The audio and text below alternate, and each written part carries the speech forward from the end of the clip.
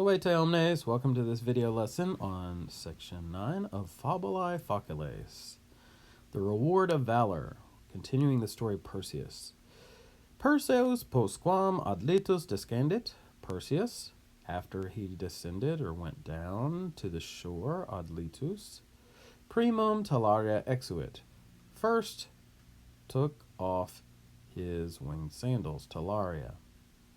Tum ad rupem, Venit, then he came, Venit, to the crag ad rupem, ubi Andromeda vincta erat, where Andromeda had been tied up or bound, vincta erat. Two-word pluperfect passive.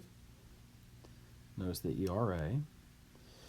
Ea autem, she, however, omnem spem salutis deposuerat, had put aside, had sort of done away with, deposuerat, all hope of salvation, all hope of being saved, basically. Omnem spem salutis. Et ubi Perseus adiet, and when Perseus approached, terrore paene exanimata erat. She was almost out of breath, almost paralyzed, we might say, for ex animata, by fear, terrore. Now, of course, your animus is your mind, your soul. Anima can be spirit or life force, sort of like psyche in Greek, or psyche, to use the Greek pronunciation. So this adjective, ex animatus aum, it tends to indicate that you are breathless, that you are completely freaked out, paralyzed perhaps. So again, paene ex animata erat, she was almost breathless, almost paralyzed, terrore, with fear.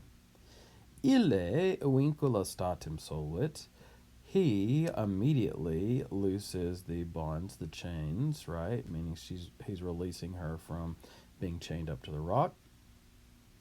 Et puellam patri redidit, and he returned the girl to her father. Redidit coming from redo, to give back, right? Not redeo, to go back. All right. Cepheus, this is her father's name, the king of Ethiopia. Cepheus ob hanc rem, on account of this thing, maximo gaudio affectus est, was affected with the greatest joy. All right. Meritam gratiam pro tanto beneficio Perseo retulit. He returned or rendered retulit. This is from refero, refere, retule, relatus, to bear or bring back. He returned deserved thanks, meritam gratiam, for so great a kindness, for so great a good deed, pro tanto beneficio, to Perseus, Perseo, dative case. Praeterea, moreover, furthermore, Andromedam ipsam ei in matrimonium dedit, he gave Andromeda herself to him in marriage. Ille libinter hoc donum accepit, he, meaning Perseus, gladly, libinter, accepted this gift, hoc donum. Now, let's just say here, women should never be gifts, right? In a lot of versions, she seems to fall in love with Perseus, who did save her life, but you don't just give around people as gifts. They are free. All right, Palcos annos, cum uxore sua in ea regione habitabat. He lived, habitabat, for a few years, palcos annos, that's the accusative case that we get for extent of time or space. He lived for a few years, cum uxore sua, with his wife, and this is Andromeda, right? In ea regione, in that region. All right, and this would be in North Africa there, or in Ethiopia specifically. Back to the end of line 15 and the beginning of line 16, et puellam duxit, and he married the girl, I guess I could say for that. Literally, he led the girl. We want to say he married her there because puellam duxit here is short for puellam uxorem duxit. He led the girl as wife, took the girl as wife, or puellam in matrimonium duxit. He took her into marriage or something like that. So those are both Latin idioms for married. All right. So back to the end of line 16.